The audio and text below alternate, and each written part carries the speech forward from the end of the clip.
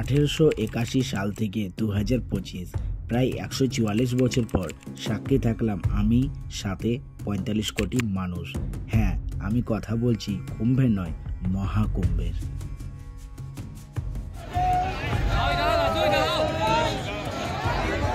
যা আমি এক্সপিরিয়েন্স করব, সাথে আপনাদেরকেও করাবো।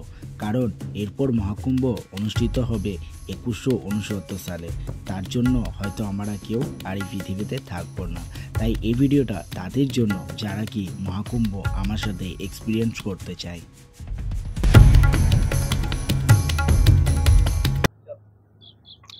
এক্সপিরিয়েন্সে যখন কথা আসে, তাই একার থেকে ভালো এক্সপিরিয়েন্স আর কিছু হয় না। বাবা সাউটের ইউটিউব চ্যানেলে আপনাদের অনেক অনেক ওয়েলকাম।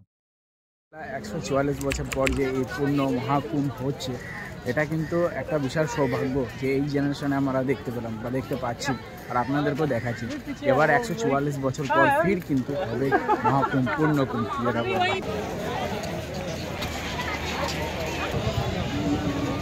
সকাল সকাল স্নান করে নিয়েছি, আর সত্যি কথা বলতে আমি একা এসেছি।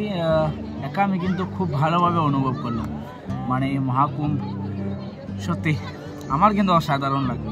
সো আপনাদের সঙ্গে ভিডিও তো আমি শেয়ার করছি, আপনাদেরকে একটু দেখাবার চেষ্টা করছি যে কেমন হয় মহাকুম্ভ। বা অনেক কষ্ট করে এই ফাঁকা জায়গাটা পেলাম। অবভিয়াসলি এত ফাঁকা নেই, চারিদিকে প্রচণ্ড ভিড়। মানে ওই দিকটা একটু যদি দেখাই, ওই সাইডটা এত ভিড় কোনো বলার নেই। বাট এখানে আমি একটু ফাঁকাতে এসে পড়ি, জাস্ট আপনাদেরকে একটু দেখাচ্ছি।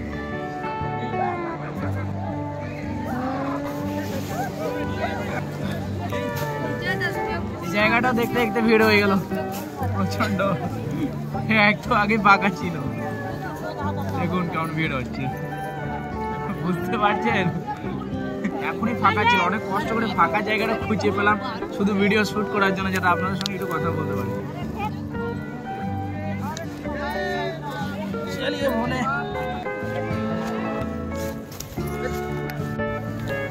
আর রোদ এখনো ওঠেনি, সূর্য মামাকে দেখতে পাওয়া যাচ্ছে না। স্নানটা করে নিলাম না, এবার ফ্রেশ লাগছে। এটাই মিস করছিলাম, তাই না? আমি সত্যি এটাই আমি মিস করছিলাম। বাট আমাকে একটা পণ্ডিতজি ডেকে পড়ে দিয়ে দিল, নিচে লাগিয়ে দিল। আমার টাকা নেই, বলছে লাগবে না টাকা, তা আমি দিলাম ওকে টাকা। চলো, ভালো লাগে, ভালো মানুষের সাথে ভালোই হয়, এটা ভেবে রাখবেন। আমরা কুম্ভ মানে কি জানি? কুম্ভ মানে হচ্ছে একটা কি মেলা? না, কুম্ভ মানে শুধু মেলা নয়। পূর্ণ মহাকুম্ভ প্রতি 144 বছর অন্তর একবার অনুষ্ঠিত হয়। এটি কেবলমাত্র প্রয়াগরাজে গঙ্গা, যমুনা এবং সরস্বতী নদীর সঙ্গমস্থলে পালিত হয়। বিশ্বের বৃহত্তর সমাবেশ হিসেবে এটি পরিচিত। কোটি কোটি মানুষ এতে অংশ নেন। নানা আখাড়া সাধু, যোগী ও তপস্বীরা এতে অংশগ্রহণ করেন। বিশ্বের ধর্মীয় আচার অনুষ্ঠান ও যজ্ঞের আয়োজন করা হয়।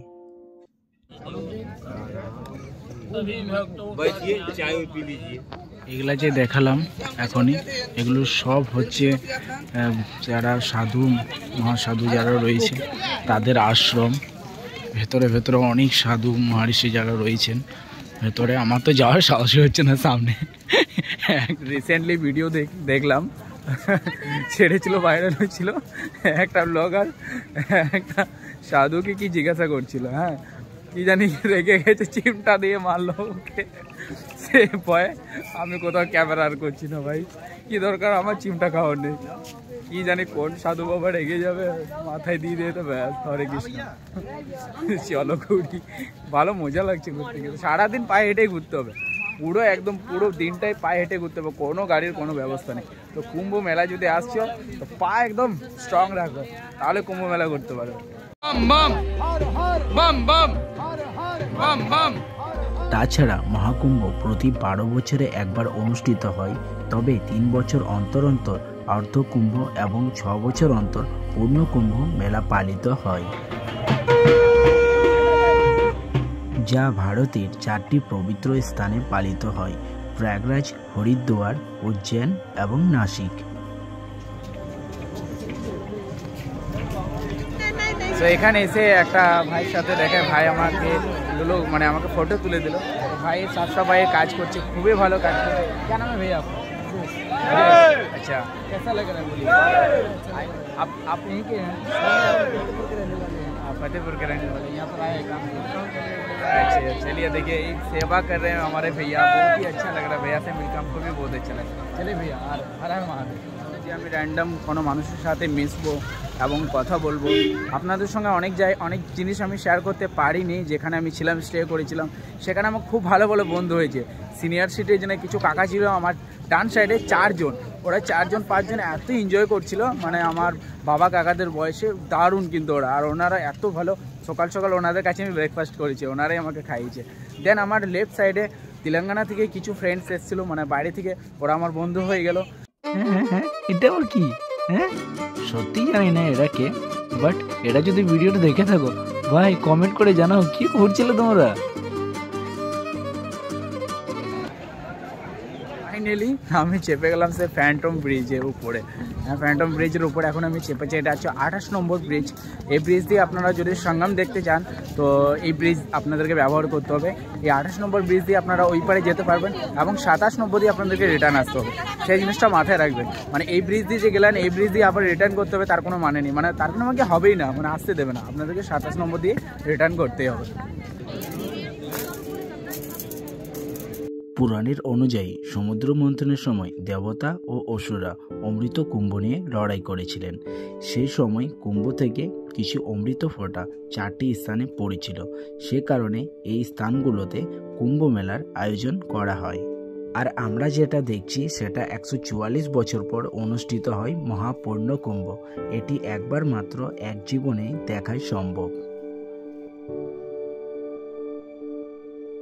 সাক্ষাৎ এক্সপিরিয়েন্স করছি মহাকুম্ভ 2025। 144 বছর পর মহাকুম্ভ এক্সপিরিয়েন্স করতে চলে এসেছি আমি একা। ও ভাই সাব, যা ভাইব, যা ভিড়, এই জায়গাটা দেখে পাবেন না, এই দিকে দেখবেন না, মাথাটা খারাপ হয়ে যাবে। চলুন একটু ভেতরে যাই। ও ভাই সাব, সঙ্গমে এত ভিড় ভাবনার বাইরে, মানে ধারণার বাইরে, ধারণার। এরকম এই জায়গাটা বুঝতে পারবে না, ঠিক আছে? আপনাদেরকে আমি ড্রোন ভিউতে দেখাচ্ছি জায়গাটা কত বড় আর কেমন লাগছে হাইট থেকে। চলো ড্রোনের মাধ্যমে দেখো।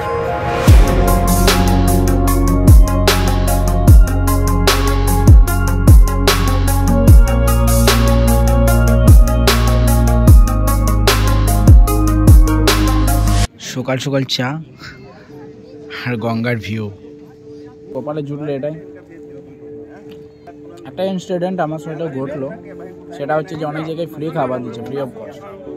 সেখানে ফ্রি অফ কস্টে খাবার লোক নেই, হ্যাঁ, আবার দোকানে টাকা দিয়ে খেতে যাচ্ছি, সেখানে আবার খাবার পাচ্ছি না।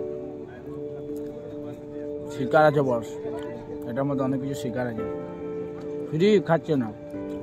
আর যেখানে টাকা লাগবে সেখানে মানুষ ভিড় করে, মারপিট করে, ঝগড়া করে করছে না। খাবারের গল্পটা হলো, আসলে আমার স্নান করার পর আমার প্রচণ্ড খিদে পেয়ে গেছে। আমি একটা দোকানে ঢুকি, দোকানে দেখছি গরম গরম ব্রেড পকোড়া বানাচ্ছে, মানে ব্রেড চপ বানাচ্ছে। তো সেখানে আমি ব্রেড পকোড়া খাবার জন্য বললাম। আমার আগে একটা দাদা ছিল, উনি অর্ডার করেছিলেন, উনি পেয়ে গেলেন। আমার পর আবার আরেকটা দাদা এসেছে আমার পর, উনিও পেয়ে গেলেন, কিন্তু আমি পেলাম না। সেই কারণে জন্য আমি দোকানদারকে বললাম, দাদা আমি ওর আগে এসেছিলাম, বাট আমি পেলাম না। তো দোকানদার আমাকে অ্যাগ্রেসিভ ভাবে বলে দিল, হবে না, নেই, শেষ হয়ে গেছে, যাও পালাও, অন্য কোথাও যাও। মানে এরকম করে বললো, তো আমার অনেকজন খারাপ লেগেলো। আমি টাকা দিচ্ছি তাও আমি পাচ্ছি না, আমার আগে উনি নিল। তো আমি রাগ করলাম। বাট কিছু দূর যাওয়ার পর আমি রিয়েলাইজ করলাম যে আমি অনেকগুলো ভান্ডারা পেরিয়ে এসেছিলাম। সত্যি যে জায়গাগুলোতে ফ্রিতে খাওয়াচ্ছে, ফ্রি অফ কস্ট খাওয়াচ্ছে, সেই জায়গায় আমি খাবারটার জন্য আমি এত করলাম না। বাট আমি যখন টাকা দিয়ে খেতে যাচ্ছি আমি খাবার, আর সেই খাবারটা আমি পাচ্ছি না, তো আমি মানে টাকা দিয়ে আমি খাবারটার জন্য এত ছটফট করছি। আর যেখানে ফ্রি অফ কস্ট খাওয়াচ্ছে সেই খাবারটা খাবার লোক নেই। তো এখানে একটা জিনিস শিখলাম যে হ্যাঁ, খাবারের মূল্য কিন্তু অনেক। আমার সাথেই হলো এটা, বেসিক্যালি এটা আমার সাথেই হলো, এটা কিনলাম। একটা ভিডিও আমি দেখেছিলাম, রিলসে এসেছিল একটা সাধু। তো সাধুটা বলেছিল যে যদি আপনারা কুম্ভে যাচ্ছেন, কোনো জিনিসে কমপ্লেন করবেন না, কারণ সত্যি কথা এখানে যে ব্যবস্থা পাওয়া যাচ্ছে, ব্যবস্থাটাই বেশ, মানে পাওয়া যাচ্ছে, এটাই হ্যাটসঅপ। আপনারা খেতে পারছেন, ঘুরতে পারছেন, থাকতে পারছেন।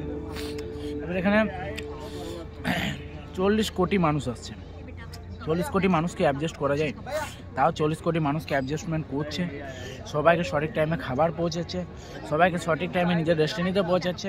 সরকারও অনেকটা কোঅপারেট করলো এই বছর হেভি। চলো খাওয়া হয়ে গেছে, হেভি ঝাল চাটনিটা।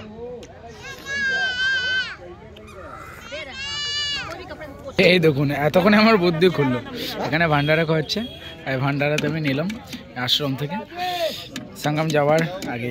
চলো এটা খাই। খাবার নিয়েছি, এটা মানে মিষ্টি মিষ্টি খিচুড়ি বলা যায়, মিষ্টি ভাত, টেস্টটা খুব সুন্দর। এটা আশ্রমের সামনে দিচ্ছে, তো অবশ্যই আপনারা ভান্ডারা খেয়ে যাবেন যেটা আপনারা কুম্ভ মেলা আছে। মহাকুম্ভ মেলা শুধুমাত্র ধর্মীয় তীর্থযাত্রা নয়, এটি হিন্দু সংস্কৃতি, ঐতিহ্য এবং অত্যাধিকতার একটা অসাধারণ মিলন।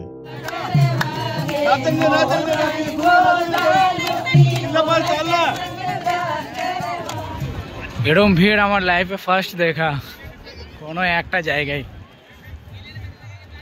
সব এগুলো মানুষ, শুধু এই সাইডে নয় ওই সাইডেও, দুটো সাইডে সব মানুষ এগুলো। শুধু আমাদের ইন্ডিয়ানস নয়, ফরেনার্স নয়।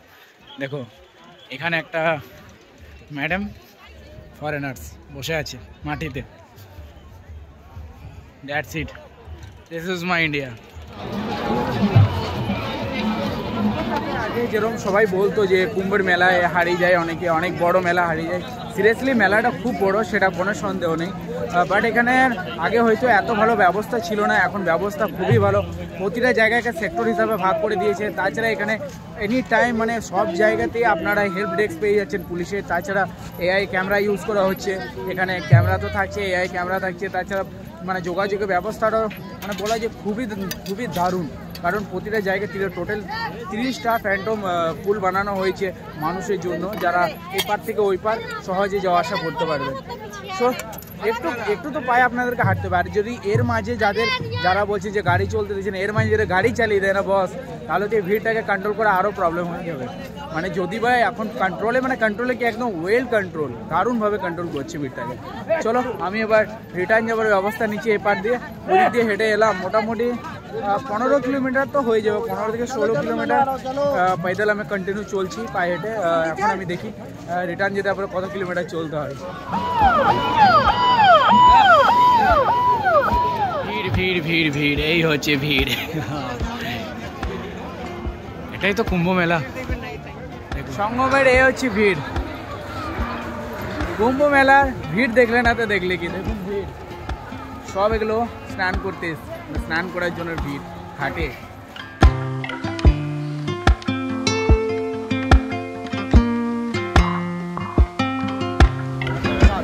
এরকম ভিড় না হলে কি মনে হয় যে কুম্ভ মেলাতে এসেছি। বিশাল ভিড়, ট্রাইপড বের করার টাইম নেই, ট্রাইপড ভাবলাম বের করবো, এত ভিড়ে আর ট্রাইপড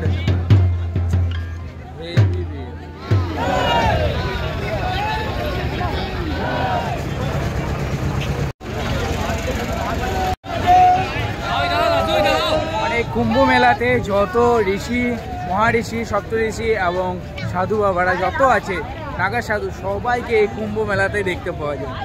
এই মেলার মূল আচার হলো নদীতে স্নান করা, তাই নানা আখাড়ার সাধু, যোগী ও তপস্বীরা এসে অংশগ্রহণ করেন। যজ্ঞ, পুজো, বিশেষ ধর্মীয় আচার অনুষ্ঠান ও যজ্ঞের আয়োজন করা হয়। মানে এমন কোনো সাধু সন্ত নেই যে এই কুম্ভ মেলায় আসছে না, সবারই দর্শন তো বলতে পারছি না, বাট একটা জায়গায় এখনো পর্যন্ত আছে, এটাই ভেবে অবাক লাগছে। যত সাধু সন্ত আছে সবাই এসছে, সবাই এই কুম্ভ মেলাতে। এটা একটা বিশাল ব্যাপার, একই টাইমে একটাই দিনে 14ই তারিখ আজকে, 14ই জানুয়ারি। এই কুম্ভ মেলা থেকে অনেক কিছু তো আপনারা নিয়ে আসবেন, এক্সপিরিয়েন্স, কিছু সামান কেনাকাটা করে, বাট আপনারা কিছু দিয়েও আসবেন সেসব মানুষদের জন্য যে মানুষরা আপনাদের অপেক্ষায় বসে থাকে সারাটা দিন।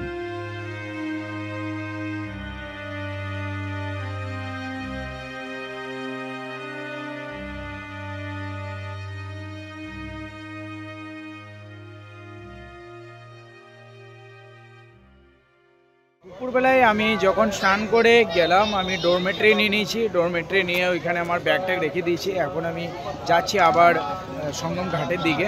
তো সন্ধেবেলা সত্যি বলছি একটা আলাদাই মনে, আলাদাই জগতে চলে এসেছে।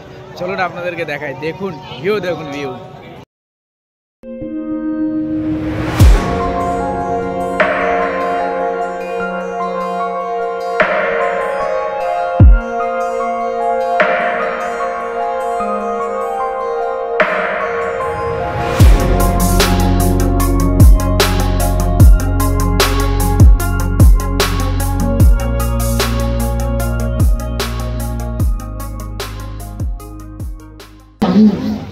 हर सांस हमें धन्यवाद देना है that we are here, that our loved ones are here, that our home is here, क्योंकि कोई गारंटी नहीं। और दूसरी चीज जो हम सीखते हैं, লস অ্যাঞ্জেলেসের মেয়ে, মানে লস অ্যাঞ্জেলেসের যে মেয়ে, সে মেয়ে হিন্দু ধর্মের বক্তৃতা দিচ্ছে আমাদের এই হিন্দুত্বের সবচেয়ে বড় মাঠে, মানে মানে বিশাল একটা ব্যাপার। ভাবতে পারছেন, আমরা হয়তো এগুলো নিয়ে এত কনসিয়াস না, বাট বুঝতে পারছেন একটা মানে ফরেন কান্ট্রির একটা মেয়ে এখানে মানে একটা শো করছে, বসে একটা মানে ভগবত কথার মতো করছে, মানে নলেজ দিচ্ছে মানুষকে, হিন্দু ধর্মের কী নলেজ আছে সেটা দিচ্ছে। Hats off. রাত যখন নেমে এলো, উজ্জ্বল হয়ে উঠল পুরো প্রয়াগরাজ, যেন রাতের তারা সব নেমে এলো এই পবিত্র ভূমিতে। তাই আমিও পবিত্র ভূমিকে প্রণাম করে সব সাধু সন্তদের কাছে আশীর্বাদ নিয়ে ফিরে চললাম বাড়ির পথে। জানি না আমি ভিডিওতে কি দেখাতে পেরেছি, বাট আমি যা অনুভব করেছি সেটাই আমি আমার ভিডিওর মাধ্যমে শেয়ার করেছি। ভালো লাগলে শেয়ার করার অনুরোধ থাকলো আপনাদের কাছে। হর হর মহাদেব।